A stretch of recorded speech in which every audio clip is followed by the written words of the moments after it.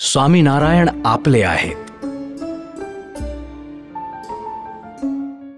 30 सितंबर 1993, समुद्राल, लातूर, महाराष्ट्र. आज की रात महाराष्ट्र की धरती पर आया हुआ भूकंप मराठी बंधुओं के लिए प्राणघातक सिद्ध हुआ. घने अंधकार में मराठवाड़ के 25 गांव देखते ही देखते धराशायी हो गए.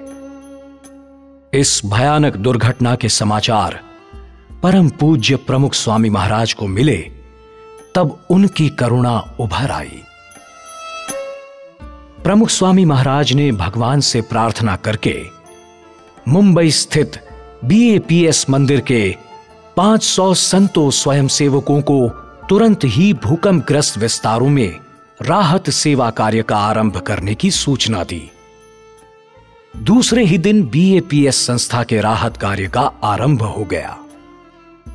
अति सामान्य सुविधाओं में रहकर भूकंप पीड़ितों की निस्वार्थ भाव से और बिना किसी अपेक्षा से सेवा कर रहे संतों सेवकों को देखकर सभी ग्रामजन आश्चर्यचकित थे. फोन से मिल रहे स्वामी श्री के मार्गदर्शन अनुसार गर्म भोजन, बर्तन, वस्त्र से लेकर जीवन निर्वाह की प्रत्येक वस्तुओं का वितरण किया गया. जाति पाति के भेद भुलाकर भूकंपग्रस्त सभी व्यवसायियों को अपनी आजीविका में उपयोगी विविध उपकरण दिए गए. इससे बढ़कर BAPS संस्था द्वारा भूकंपग्रस्त समुद्राल गांव के पुनर्वसन हेतु निर्माणाधीन स्वामीनारायण नगर की भूमि पूजन विधि में जब महाराष्ट्र के तत्कालीन मुख्यमंत्री पधारे तब उन्होंने कहा, भूकंप के दूसरे दिन से ही इस संस्था ने जो राहत कार्य का आरंभ किया है उसकी कीमत अवर्णनीय है.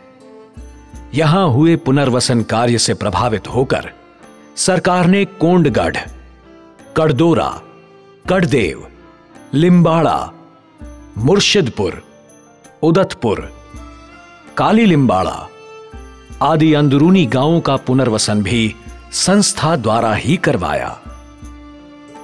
12 अक्टूबर के दिन प्रमुख स्वामी महाराज ने संतों को सूचना देकर भूकंप के मृतकों की सामूहिक द्वादशाह विधि करवाई. स्वामी श्री की इस प्रेमपूर्ण देखभाल से सभी ग्रामजनों की आंखें हर्षाश्रु से भर आईं.